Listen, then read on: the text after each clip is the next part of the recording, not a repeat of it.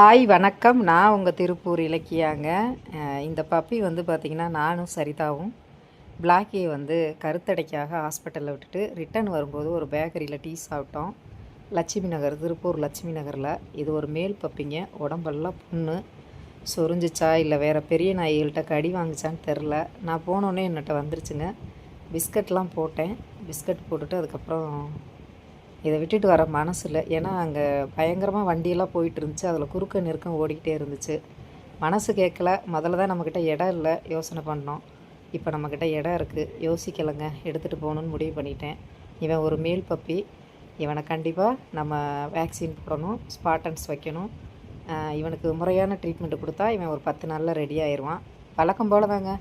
முடிஞ்சவங்க உதவி பண்ணுங்கள். இந்த குழந்தைக்கு இப்போ நம்ம வேக்சின் போட்டு தான் நம்ம இடத்துக்கு கொண்டு போகணும். அது மட்டும் இல்லாமல் ஸ்பாட்டன்ஸ் வைக்கணும். எப்படியும் 1000லேருந்து 1200 செலவாகுங்க. நீங்கள் கொடுக்குற 50 ரூபா 100 ரூபா இருந்தால் கூட இந்த குழந்தை சந்தோஷமாக வாழுங்க. பாருங்கள், என்னால் முடிஞ்சதை நான் செஞ்சுட்டேன். வீட்டுக்கு கொண்டு வந்து அதுக்கு கோழிக்கால் வேக வச்சது இருந்துச்சு, ஒரு 4 போட்டேன். சாப்பிட்டுருச்சுங்க. பயங்கர பசியில் இருக்கும் போல். இதே மாதிரி நிறைய குழந்தைகளை, நம்ம ரோட்டில் இருக்க குழந்தைகளை ரெஸ்கியூ பண்ணி பார்க்கணுன்னா இதுகளுக்கு உணவு மட்டும் இல்லைங்க, ஆரோக்கியமான உடலையும் கொடுக்கணும். அதுக்கு தேவையானது நமக்கு பணம். முடிஞ்சவங்க உதவி பண்ணுங்கள்.